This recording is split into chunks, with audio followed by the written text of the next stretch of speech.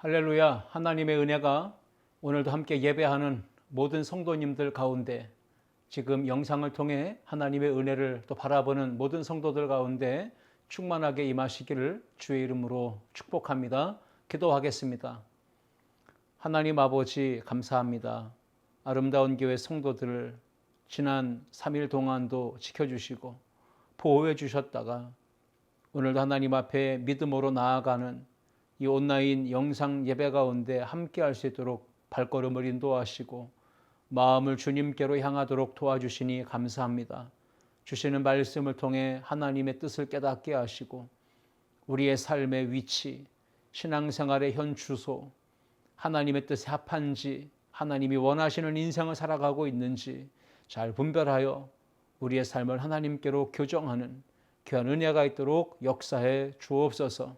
감사드리며 예수님의 이름으로 기도하옵나이다. 아멘. 오늘은 창세기 30장 25절부터 43절까지 말씀을 가지고 인생의 계획과 하나님의 뜻이라는 제목으로 말씀을 나누려고 합니다. 여러분, 인생을 향한 하나님의 뜻이 있습니다. 그리고 우리는 나름대로 자신의 계획을 가지고 살아갑니다. 여러분, 자신의 인생을 향한 계획, 플랜을 가지고 계시죠? 그런데 어떤 사람들은 주변에 볼 때 인생이라는 게 자기가 계획한 대로 뜻한 대로 되지 않는 것을 보면서 자기가 세웠던 모든 계획을 취소하고 또 계획을 포기하고 그냥 아무 계획 없이 무계획으로 되는 대로 그냥 살아가는 경우들을 보게 됩니다. 참 안타깝습니다. 세상에서 절대 실패하지 않는 계획이 무계획이라 이렇게 얘기를 하는 것도 들어보았습니다. 왜냐하면 무언가 계획을 하게 되면 반드시 그 계획한 대로 인생이 되지 않기 때문에 그런 말을 하는 것 같습니다. 여러분, 그럼에도 불구하고 더 많은 대다수의 사람들은요, 인생의 계획을 세우고 그 계획을 이루어가기 위해서 부단히 노력하며 애쓰며 힘쓰며 살아가는 걸 보게 됩니다. 설령 자기가 세운 계획과 목표대로 인생이 풀려지지 않는다 할지라도 인생의 목표와 비전, 그 꿈을 계속 정해놓은 곳을 향해 바라보고 달려갑니다. 비록 현실은 힘겹게 돌아가고 있지만 꿈과 비전이 있기 때문에 중간중간 자기가 서 있는 위치를 재확인하게 되고 자기가 현재 옳은 길을 향하여 또 올바른 방향을 향하여 걸어가고 있는지를 살펴볼 수 있는 기회를 얻습니다. 잘못된 길을 걷고 있다면 궤도 수정할 수 있는 기회를 얻게 되는 것, 그것은 바로 꿈을 가지고 계획과 목표를 세운 사람들만이 가질 수 있는 유익한 부분입니다. 우리가 그동안의 야곱의 이야기를 계속 살펴보고 있는데 오늘 본문에 보시면요, 야곱에게는 자기 인생을 향한 계획이 있었어요. 목표가 있었어요. 자기가 가졌던 그 야망을 이루고자 하는 집념이 있었습니다. 그런데 현실은 참 이렇게 하지도 저렇게 하지도 못할 어려운 상황에 직면해 있었습니다. 외삼촌 라반의 집에서 14년의 세월을 보내고 있을 때 야곱은 비록 현실은 꿈꿀 수 없고 자기가 야망과 비전과 그 목적을 이루어가기 위해서는 참 어려운 장애물들이 많은 상황임에도 불구하고 야곱은 비록 겉으로 드러내서는 말은 하지 못했을지라도 속마음으로는 항상 자기가 가지고 있었던 꿈과 계획, 그것을 점검하면서 내 인생이 그것을 향해 달려가고 있는가 항상 돌아보았던 것이죠. 야곱은 외삼촌 라반의 집에서 처가살이를 한 것과 다름없습니다. 내 말이 처가살이지, 어찌 보면 야곱의 인생 14년은 외삼촌 라반의 집에서 종살이 하며 그 인력을 착취당하는 삶을 살았다라고 말할 수도 있을 것입니다. 여러분, 우리가 본래 야곱이 가졌던 계획이 무엇인지 알지 않습니까? 야곱은 형 에서의 칼을 피해 그 두려운 마음에 도망 나온 것이고 잠시 형의 분노가 있을 동안에 외삼촌 라반의 집에서 피해 있으면서 잠시 뒤면 집으로 돌아갈 계획을 세우고 있었습니다. 그렇게 잠깐 동안의 피난 생활이라고 생각하고 있었는데 야곱의 인생이 14년이라는 시간을 지나오면서 어느 순간 아내들 둘을 얻었고요. 그 두 아내를 얻는 가운데 14년이 지나면서 4명의 아내가 되었어요. 그리고 그 아내들을 통해서 12명의 아들과 딸 하나 얻게 되었죠. 야곱은 전혀 계획하지 않았던 자신의 14년의 세월을 보낸 것이죠. 처음 야곱은 라헬이라고 하는 라반의 둘째 딸을 아내로 삼기를 원했습니다. 그런데 첫날 밤에 그 언니 레아가 아내로 들어왔어요. 졸지에 레아도 라헬도 두 아내가 된 것이죠. 두 아내가 경쟁적으로 지난주에도 보셨지만 자녀를 출산하기 위해 막 시기하고 질투하고 경쟁하듯이 자녀를 낳았습니다. 그러다 보니 두 아내를 통해서 2명의 대리모가 더 생겨난 것이죠. 비라와 실바가 이 대리모로 들어오면서 아내가 뇌시된 거고요. 그렇게 아내들을 통해서 야곱은 12명의 아들을 낳게 되었고요. 12명의 아들이 장차 이스라엘의 12지파의 족장이 되고요. 조상이 되었지 않습니까? 어느 순간 야곱이 자신의 인생의 계획, 목표를 다시 생각하고 있습니다. 내가 지금 무엇을 위해서 살아가고 있는 건가? 내 인생의 목표와 계획과 꿈은 그대로 이루어져 가고 있는 것인가? 자신의 인생의 꿈과 계획을 돌아본 시간이 되었던 것이고, 지금 내가 그 꿈과 계획과 목표를 이루기 위해 내가 서 있어야 되는 위치는 어디인가?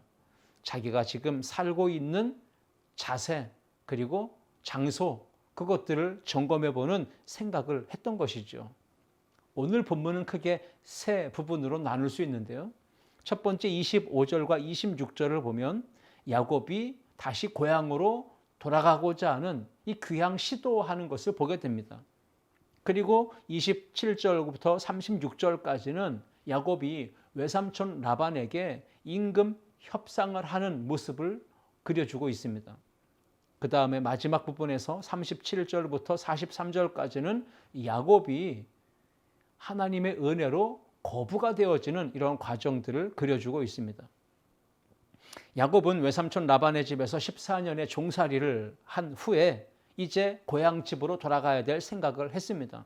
그리고 외삼촌에게 이야기한 거죠.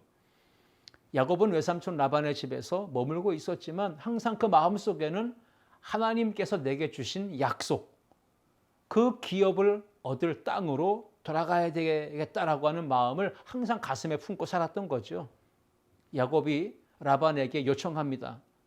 아마도 야곱과 라반 사이에 계약했던 기간이 다 찼던 것으로 생각해 볼 수 있습니다. 25절, 26절을 읽겠습니다. 라헬이 요셉을 낳았을 때에 야곱이 라반에게 이르되 나를 보내어 내 고향 나의 땅으로 가게 하시되 내가 외삼촌에게서 일하고 얻은 처자를 내게 주시어 나로 가게 하소서. 내가 외삼촌에게 한 일은 외삼촌이 아시나이다.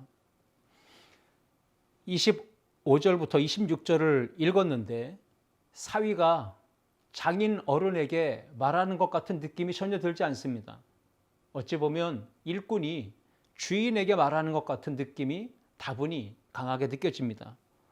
야곱과 라반의 관계가 끈끈한 가족의 관계로 정으로 묶여져 있는 것처럼 느껴지지 않고 법적으로 주종 관계에서 그렇게 정산해야 될 무언가가 남아있는 것처럼 업무적인 관계로 느껴지는 걸 보게 됩니다.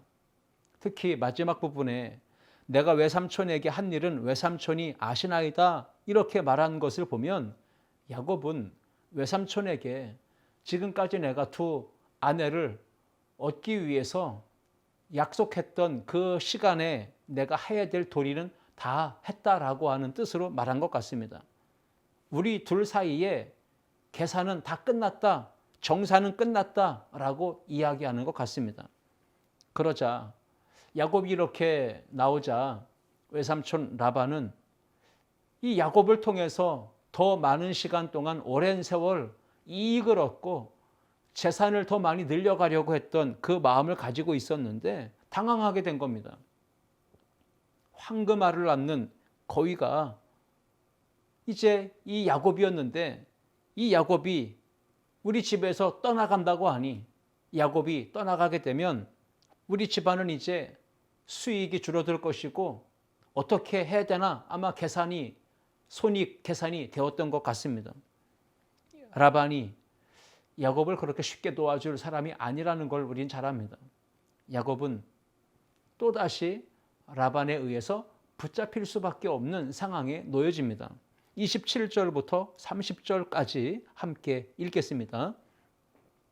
라반이 그에게 이르되 여호와께서 너로 말미암아 내게 복 주신 것을 내가 깨달았노니 내가 나를 사랑스럽게 여기거든 그대로 있으라.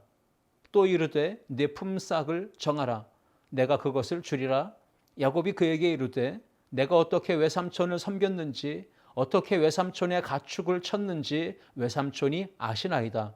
내가 오기 전에는 외삼촌의 소유가 적더니 번성하여 때를 이루었으니 내 발이 이르는 곳마다 여호와께서 외삼촌에게 복을 주셨나이다. 그러나 나는 언제나 내 집을 세우리이까. 라반은 야곱의 이 말을 듣고 할 수 있는 대로 모든 방법을 동원하면서 야곱을 붙잡아 놓으려고 합니다. 야곱이 이 라반의 이 시도를 보면서 어떻게 반응할까요? 라반은 온갖 방법을 동원해서 야곱을 황금알을 낳는 거위라고 생각하고 더 붙잡으려고 한 겁니다. 어떤 방법을 동원했죠? 세 가지 방법을 동원했습니다. 첫 번째는요, 하나님을 이용한 거예요. 27절 말씀에 여호와께서 너로 말미암아 내게 복을 주신 줄 내가 깨달았노니 라고 했죠. 라반의 말에는 야곱도 은근히 띄워줍니다. 그리고 하나님도 동시에 언급하죠. 여기에 너가 있으므로 하나님께서 우리 가정에, 우리 기업에 이렇게 큰 은혜와 복을 주셨다라고 말하는 거예요. 그러니 여기를 떠나지 말라는 겁니다.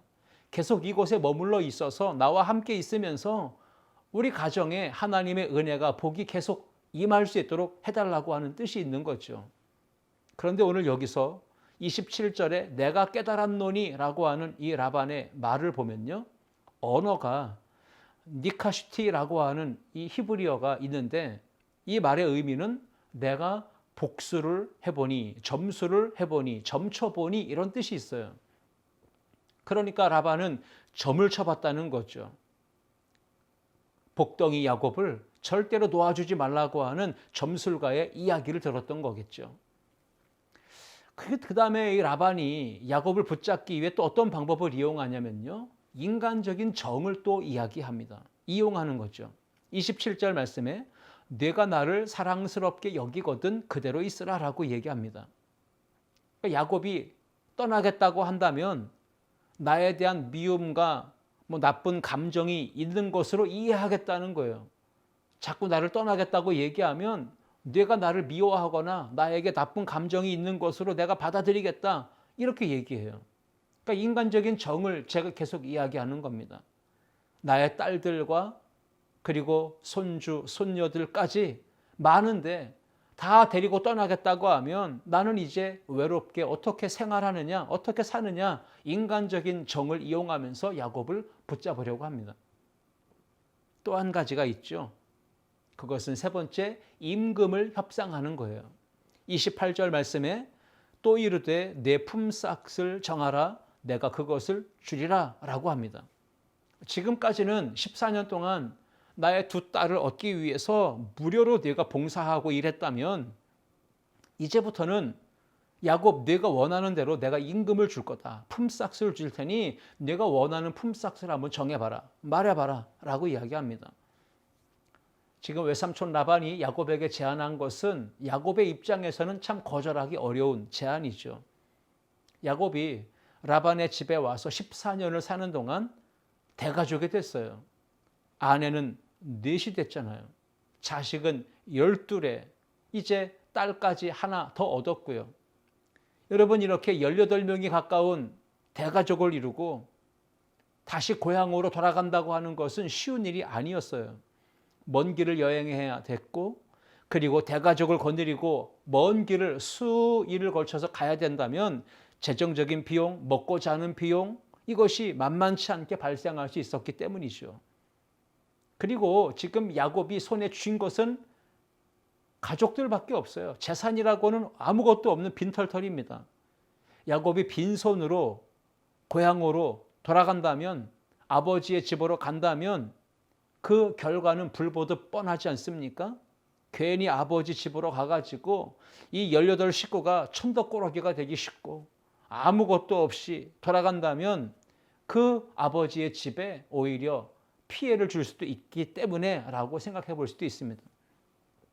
더욱이 힘든 상황은 야곱과 형 에서가 아직 불편한 관계가 해결되지 않았기 때문입니다. 그래서 형 에서가 야곱의 일가가 대가족이 집으로 돌아갔을 때 얼마나 또 시기하고 미워하고 또 자녀들에게 눈칫밥을 주고 하겠습니까? 그렇기 때문에 야곱이 고향으로 돌아가겠다라고 하는 것은 결코 쉬운 결단이 아니죠. 이러한 상황을 다 계산해보고 알고 있었던 외삼촌 라반은 머리가 참 좋았어요. 겉으로는 말하지 않았지만 야곱이 반드시 자기가 제안한 것을 받아들일 것이다라고 생각한 거죠. 라반이 임금 협상을 제안해 왔을 때 그래서 야곱은 마음속으로 내적으로 갈등을 하지 않을 수 없었을 거예요. 이렇게 외삼촌 라반의 집에 조금만 더 머물러 있다면 당장에는 고생을 하지 않을 수 있고 가족들을 굶지 않게 할 수도 있어요. 많은 가족을 먹여 살리고 안전하게 생활하는 데는 오히려 외삼촌 라반의 집이 현재적으로는 더 좋습니다. 그런데 문제는 뭡니까? 야곱이 가진 꿈이에요. 야곱이 가졌던 인생의 계획, 자신이 가졌던 플랜이 있기 때문에 그것을 이루어가기 위해서는 여기에 더 이상 머물러 있으면 안 된다고 하는 생각이 더 강했던 것입니다. 여러분, 야곱이 이렇게 외삼촌 라반의 집에 눌러앉아 살기 위해 지금까지 살았던 것은 아니거든요. 14년의 세월을 보내는 여정 속에 야곱은 그것을 목적으로 한 것이 절대 아닙니다. 아버지 이삭을 속이고 형 에서를 속이며 거짓말을 하며 축복을 빼앗아서 도망쳐 나온 상황, 그 이유는 야곱이 이렇게 살려고 나온 게 아니거든요. 야곱은 마음속에 품고 있었던 인생의 계획과 목적이 있었습니다. 하나님께로부터 복을 받는 주인공이 되기는 것이고, 누구보다도 먼저 제사장 나라를 이루는 것이고, 하나님의 원대하신 꿈과 계획이 나를 통해 이루어지는 것을 야곱은 바라보았던 거죠. 그 목표를 이루기 위해 그 힘겹고 고난의 세월들을 참고 견뎌내왔던 것입니다. 야곱은 자신이 외삼촌 라반의 집에서 얼마나 애쓰고 수고하고 힘들어 그 일을 했는지 언급을 했죠. 29절과 30절 말씀에. 그러나 나는 언제나 내 집을 세우리이까. 이 말은 나는 지금 아무것도 가지지 못한 빈털터리인데 나로 인하여 외삼촌만 좋아지지 않았느냐. 나는 이렇게 대가족을 이루었지만 내 수중에는 가진 것은 아무것도 없다. 내가 언제까지 외삼촌의 집에서 이렇게 종살이를 해야 되느냐라고 지금 이야기한 것이죠. 야곱의 이런 이야기를 듣다 보니까 인간 관계를 좀 생각해 보게 됩니다. 일을 시키는 사람의 입장, 종을 부리는 사람의 입장에서 생각하지 못하는 부분이 있다는 거예요. 고용주는 생각하지 못한 것을 노동자는 생각할 수 있습니다. 피고용인인 직원이나 일꾼들, 그들은 자신의 입장에서 수고하고 애쓰고 땀 흘리고 힘겹게 버텨온 세월들을 다 기억하고 있어요. 그리고 자신이 받아야 될 임금에 대해서 정확하게 계산하고 있습니다. 라반은 계산하지 못했고 생각하지 못했을지 모르지만 오히려 라반은 이렇게 생각했을 거예요. 저 바보 같은 야곱이 내가 원하는 대로 잘 따라주고 있구나. 아무 생각 없는 야곱이구나. 이렇게 야곱을 어리석고 바보 같고 미련하다라고 생각했을지 몰라요. 그런데 여러분, 야곱이 그런 사람이 아니었습니다. 야곱은 자기가 애쓰고 수고하고 땀 흘리고 일한 것을 다 알고 있었고요. 외삼촌으로부터 받아야 될 모든 몫을 다 계산하고 있었어요. 자기가 일한 것에 따르는 응분의 대가를 명세서를 내놓듯이 이렇게 외삼촌에게 지금 달라고 요구하고 있는 상황인 것이죠. 이제 외삼촌에게 제안했을 때 라반이 뭐라고 얘기합니까? 31절부터 33절을 보시면 라반이 이르되 내가 무엇으로 내게 주랴? 야곱이 이르되 외삼촌께서 내게 아무것도 주시지 않아도 나를 위하여 이 일을 행하시면 내가 다시 외삼촌의 양떼를 먹이고 지키리이다. 오늘 내가 외삼촌의 양떼에 두루 다니며 그 양 중에 아롱진 것과 점 있는 것과 검은 것을 가려내며 또 염소 중에 점 있는 것과 아롱진 것을 가려내리니 이 같은 것이 내 품삯이 되리이다. 후일에 외삼촌께서 오셔서 내 품삯을 조사하실 때에 나의 의가 내 대답이 되리이다. 내게 혹시 염소 중 아롱지지 아니한 것이나 점이 없는 것이나 양 중에 검지 아니한 것이 있거든 다 도둑질한 것으로 인정하소서라고 말합니다. 이 말을 제가 읽다 보니까요, 한 부분이 마음에 쏙 와닿는 부분이 있습니다. 야곱이 이렇게 얘기합니다. 나의 의가 내 대답이 되리이다. 야곱은 의롭지 못한 사람이었습니다. 지나온 세월 야곱은 속였고 거짓말했고 그렇게 살아온 거예요. 그런데 14년의 세월을 외삼촌 라반의 집에서 종부리듯 살면서 종으로 억울하게 임금을 착취당하고 노동력을 착취당하며 살면서 그리고 4명의 아내를 통해 12명의 아들과 또 1명의 딸을 얻어 이제 이러한 상황이 되는 가운데 야곱은 바뀌어진 겁니다. 나는 이제 더 이상 속이는 인생으로 살지 않겠다. 다른 사람에게 거짓말을 하며 살지 않겠다. 나는 지금부터라도 하나님을 의지해서 깨끗하고 의로운 삶을 살겠다라고 다짐했던 것이지요. 아마도 하나님이 야곱의 인생에 14년의 세월을 허락하신 이유는 이것을 기다린 것 같습니다. 야곱이 이렇게 정직하고 올바른 인생으로 살아가기를, 스스로 깨닫기를 하나님이 기다려주신 것 같습니다. 정직함과는 전혀 거리가 멀었던 야곱의 고백이었어요. 이제 야곱은 나는 이제 과거와 같이 살지 않겠다고 결심했습니다. 그렇습니다, 여러분. 우리가 무언가 좋은 것을 얻으려면 결단을 해야죠. 가정이 평화되길 원합니까?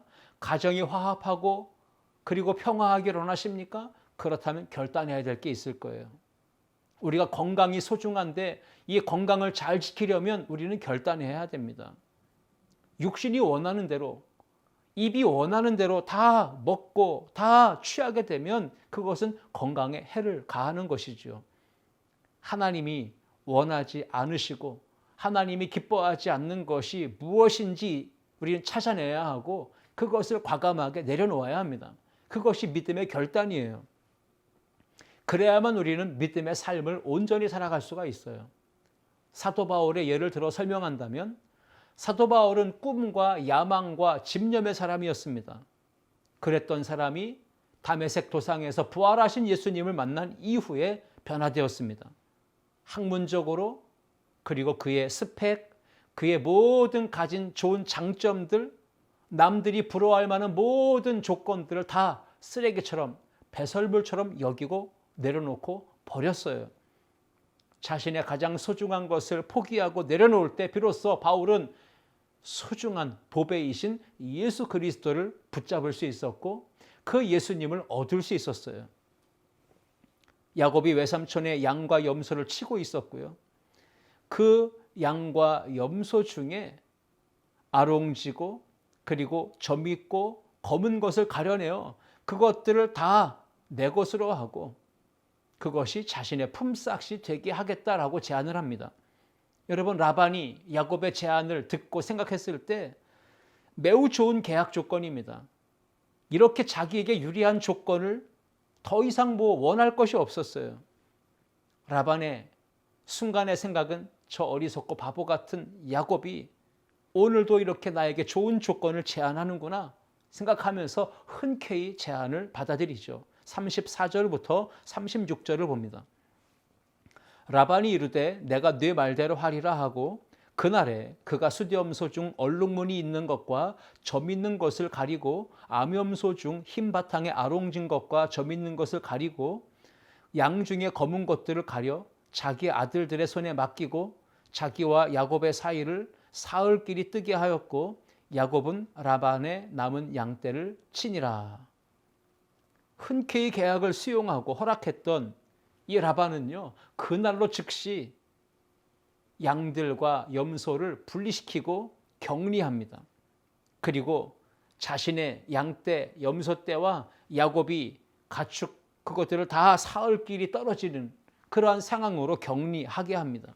왜 그렇습니까? 행여라도 중간에 이 양떼나 염소떼가 서로 만나가지고 교미하게 된다면 아롱지고 점이 있고 얼룩진 것이 생길 수도 있기 때문에 그러한 일을 방지하기 위해서 사흘길을 떼어놓습니다.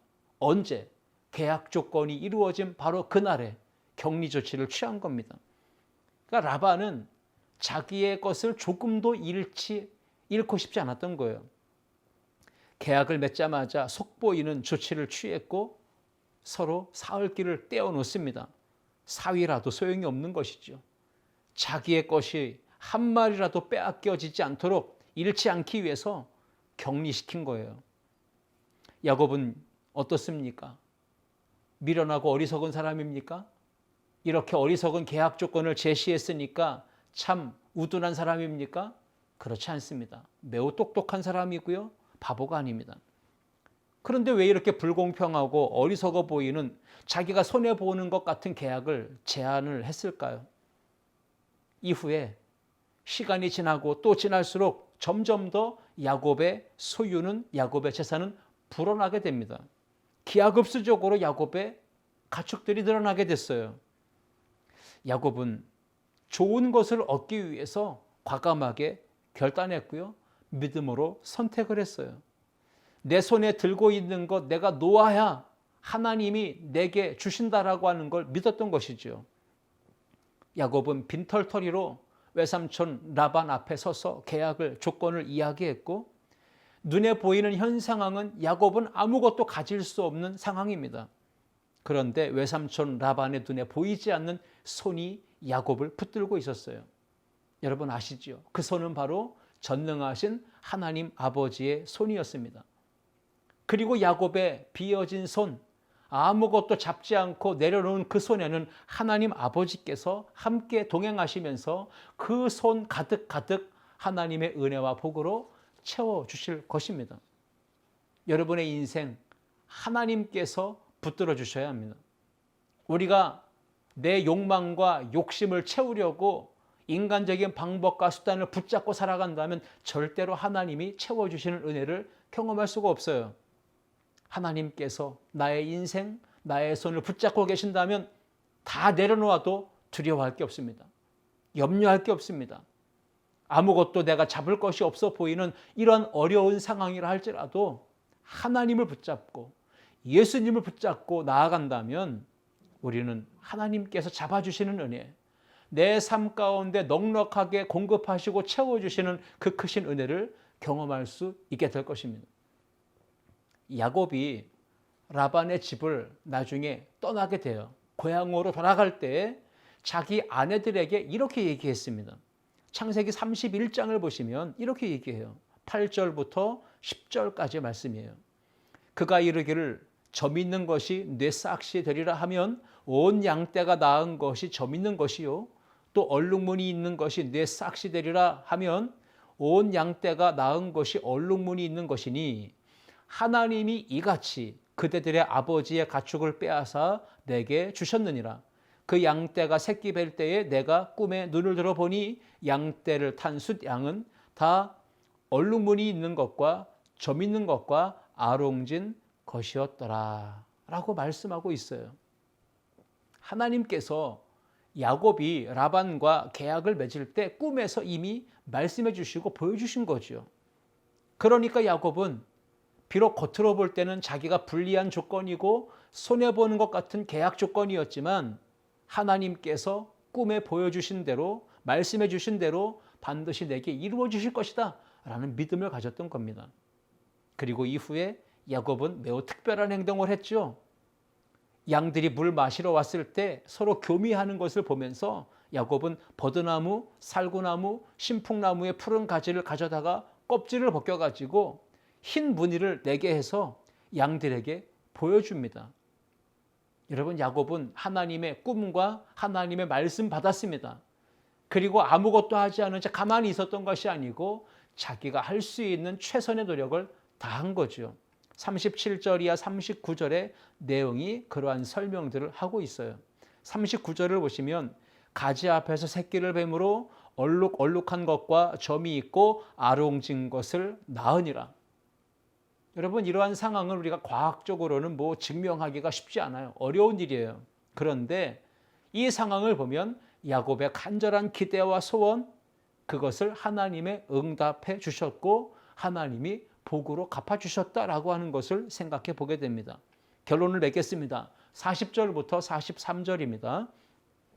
야곱이 새끼 양을 구분하고 그 얼룩무늬와 검은빛 있는 것을 라반의 양과 서로 마주보게 하며 자기 양을 따로 두어 라반의 양과 섞이지 않게 하며 튼튼한 양이 새끼 뵐 때에는 야곱이 개천에다가 양떼의 눈앞에 그 가지를 두어 양이 그 가지 곁에서 새끼를 베게 하고 약한 양이면 그 가지를 두지 아니하니 그렇게 함으로 약한 것은 라반의 것이 되고 튼튼한 것은 야곱의 것이 된지라. 이에 그 사람이 매우 번창하여 양떼와 노비와 낙타와 나귀가 많았더라. 여러분, 이렇게 야곱이 무수히 많은 재산을 얻게 된 이유가 뭡니까? 하나님의 섭리, 하나님의 뜻이 있었던 것이죠. 그리고 하나님이 꿈으로 말씀으로 주셨던 것을 하나님께서 신기하게도 이루어 주신 거예요. 야곱이 이렇게 외삼촌 라반과 계약을 맺고 길을 쓰고 자기 재산을 더 불려 증식하려고 했던 이유가 뭘까요? 인간적으로 계산을 했기 때문일까요? 지나온 14년 동안 임금 착취당하고 노동력을 착취당했기 때문에 외삼촌에게 속은 것이 억울해서 빼앗긴 것을 되찾으려고 그런 인간적인 복수심과 보복하는 마음으로 그렇게 재산을 늘려가려고 했던 건 절대 아닙니다. 그보다 훨씬 더 중요한 한 가지 이유는 뭡니까? 이러한 일련의 사건들을 통해서 야곱은 자기가 돌아가야 될 집, 하나님의 약속하신 땅으로 가야 된다라고 하는 그러한 꿈, 그 꿈을 이루기 위한 기반을 마련하고자 했던 것이죠. 이 사건을 통해서 우리가 얻는 교훈이 있습니다. 우리는 인생의 계획을 가지고 있어야 합니다. 그런데 그 계획과 꿈과 야망과 비전과 목표가 분명하게 하나님의 뜻에 부합되어져야 합니다. 인생의 꿈과 목적과 계획에서 빗나간 인생을 살면 세월을 낭비하게 되는 겁니다. 에너지를 소모하게 되는 겁니다. 아무리 사는 것이 복잡하고 힘들고 어려운 현실이라 할지라도 여러분, 현실에 안주하지 말아야 합니다. 현실의 안일함 속에서 파묻혀 살아가선 절대 믿음의 사람이 될 수가 없고 하나님의 꿈을 이루어가는 삶을 살아갈 수가 없어요. 그러므로 오늘도 이 말씀 속에 우리는 나를 향하신 하나님의 꿈은 무엇인지, 하나님은 나에게 어떠한 삶을 살기를 원하시는지, 하나님이 내게 주신 비전, 하나님이 나를 부르신 소명의 자리, 그곳에서 내게 맡기신 사명을 기억해야 합니다. 나는 지금 부르신 소명의 자리에서 맡기신 사명, 직분을 온전히 잘 감당하고 있는가? 하나님의 계획과 뜻에 합당한 삶을 살기 위해 오늘도 나는 최선을 다하고 있는가? 여러분, 항상 우리는 자신의 영적인 삶의 위치, 삶의 현 주소를 늘 돌아보아야 합니다. 하나님의 뜻 가운데 나의 인생의 계획이 하나하나 이루어져 가고 있는지 점검하시며 오늘도 믿음으로 하나님의 마음에 합한 자의 삶을 살아가는 우리 모든 성도님들이 되실 수 있기를 주님의 이름으로 축복합니다. 기도하시겠습니다. 하나님 아버지, 감사합니다. 하나님의 뜻, 부르심, 하나님의 맡기신 사명, 하나님의 그 놀라운 섭리 안에서 우리가 오늘도 살아가게 하여 주시고 매일 매 순간마다 내가 서 있는 위치, 영적인 삶의 현주소를 잘 분별하여 하나님께 영광 돌리고 하나님의 뜻을 성취해가는 우리 삶이 되도록 주께서 인도하여 주옵소서. 야곱의 이야기가 우리의 삶에 주는 교훈이 있사오니 그 영적인 교훈, 신앙적 도전을 잘 붙잡고 믿음으로 또 살아가는 우리 아름다운 교회 성도들이 되게 하여 주옵소서.